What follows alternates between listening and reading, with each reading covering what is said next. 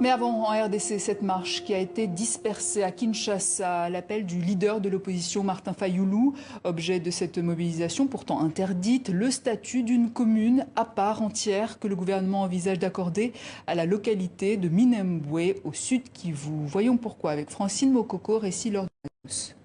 La foule s'élance vers 8 h ce mercredi matin, place Pascal, dans la commune de Massina.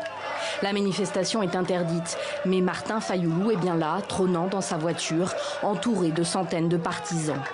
C'est vendredi dernier qu'il a appelé à cette marche pour l'unité nationale et la défense de l'intégrité territoriale de la RDC. Une marche avortée, car très rapidement, les forces de l'ordre s'interposent.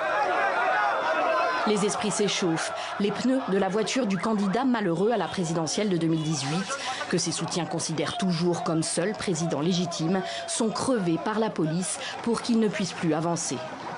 Dans un pays qui se dit démocratique, que le monde voie comment sera traité le président élu Martin Fayulu. Voilà, nous nous battons contre la balkanisation de la République démocratique du Congo. C'est notre combat. Et que la police qui nous menace aujourd'hui comprenne que nous nous battons pour elle aussi.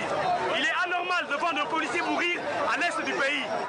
La situation dans l'est du pays, et plus particulièrement celle de la localité de Minembwe, au sud Kivu, c'est ce qui a motivé cette marche que Martin Fayulu poursuit à pied. Le gouvernement envisage d'accorder à Minembwe le statut de commune à part entière.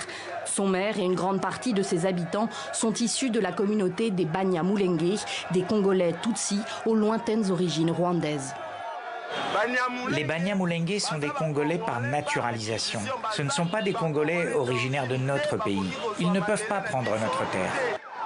L'affaire de Minembwe fait polémique bien au-delà des partisans de l'opposition. Certains journalistes se voient confisquer leur matériel.